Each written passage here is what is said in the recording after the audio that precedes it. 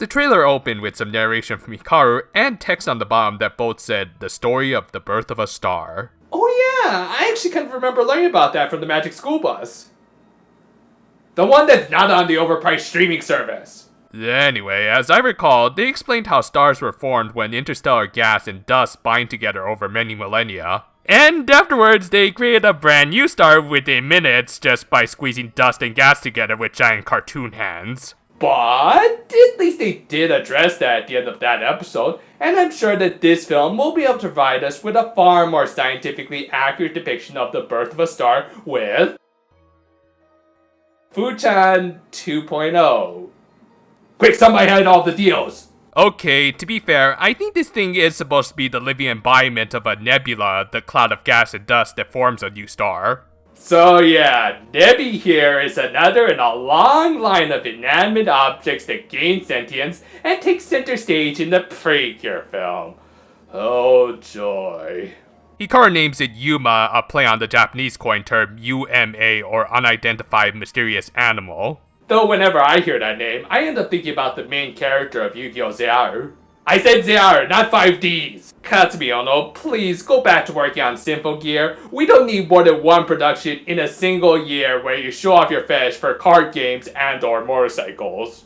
Actually, Yuma was just showing off its ability to transport them anywhere in the world like the Nazca Lines or inside a volcano, and I'm pretty sure they should kill our heroines. But again, they're interacting with a living nebula, so let's not even bother with semantics at this point. Hikaru's narration also explained that they couldn't communicate with Yuma just through plain old Japanese, but through the universal language of song. Yeah, apparently this movie is confirmed to be a musical with even a sing-along being provided on the movie's website. Okay, it certainly would be the first Isao Murayama-related production that's a musical, but I swear, I'll shave off this beard if they have a full-on dance sequence complete with backup singers. We also got a brief shot of Elena and Madoka snorkeling, and hey girls, as someone who lives in Hawaii, I'm pretty sure that I can tell you you're supposed to keep those things above the surface of the water. You know, it's because of stuff like this that you guys are taking a back seat in this film. I'm not even really kidding, but more on that later. Following this, we see Uni running away from an anthropomorphic alien dog. Okay, obvious canned dog stuff aside, this series is starting to really concern me about who they're trying to appeal to. Toy, I know you try to appeal to everyone in your productions, but maybe we could just isolate the furries somewhere else, please?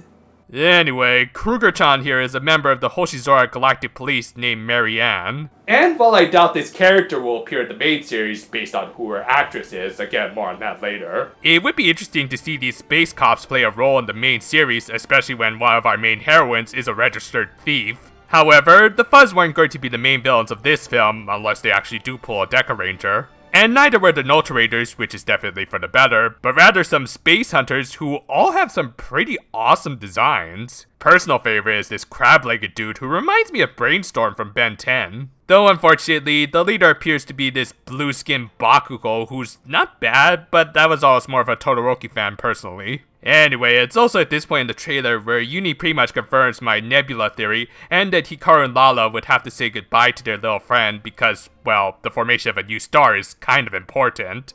However, Lala and Hikaru could tell there was something else Yuma wanted to do before becoming a star, and that they would do anything to ensure that its dream would come true, including getting new super forms just for themselves and not their teammates. Said super forms seem to be extensions of the first star pens they collected, the Tauros and the Leo. Hey, Aoi! I think somebody's ripping off your gimmick! Taking a look at the production side of things, we've got a familiar-looking director-writer combo of Yuta and Jin Tanaka. The unrelated Tanakas had previously worked together on the film outing of another one of Murayama's series, Behold Sky, with the excellent Kirimofu movie. In general, it does seem like these two work really well together, having also led the production of Gold Princess of all things. Jin is also credited as the head writer of Kira, but to be fair, that show's failings weren't totally his fault. Heck, judging by how conversely Murayama managed to put together a decent Kira movie, it seems like the writers do understand each other's works. And most importantly, it means Murayama can focus on writing the main series instead of leaving us with a bunch of secondary writers for way too long.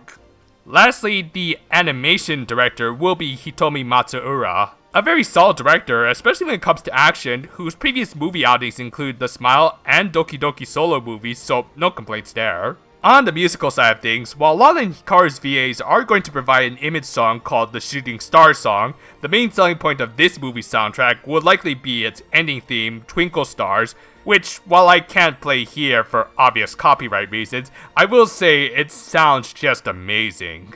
And it's sung by Mary Ann's voice actress Rina Chinen, who again I doubt we'll see in the main series, as she is a guest star, as her only anime roles include this movie and a 2001 Doraemon movie. Nonetheless, for a musical, they probably made the best choice possible by bringing in someone who is classically trained and has performed in stuff like Les Miserables and Miss Saigon. For as many problems as I have with Mina de Tao, I will never discredit the classically trained guest actors they brought in, who coincidentally also performed in Les Miserables. Overall, my expectations for this film are generally high. While I'm not a huge fan of the plot of our heroines basically performing an extended escort mission for a one-off movie character, as that's kind of been used a little too much in this franchise, I do really like the high concept of them basically protecting a living nebula to ensure the creation of a star. It also presents a great moral quandary for our heroines. They don't want to say goodbye to their little space friend, who likely will lose all consciousness when it becomes a star, but at the same time, they can't just deny Yuma of its destiny, otherwise how does that make them any different than the Note Raiders? It's an interesting setup that should lead into some good drama based on the writer's previous works.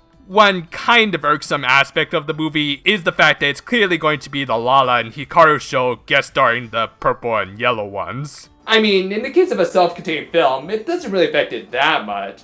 But it also does give credence to a theory I've read in the comments section. In that, maybe the series was originally meant to be a duet setup like Mahotsukai, with a third member in Uni coming in later, as even she seems like she's going to play a more significant role in the film than Elena and Madoka combined. Again, I don't think it's going to affect the movie's quality that much, it's just that...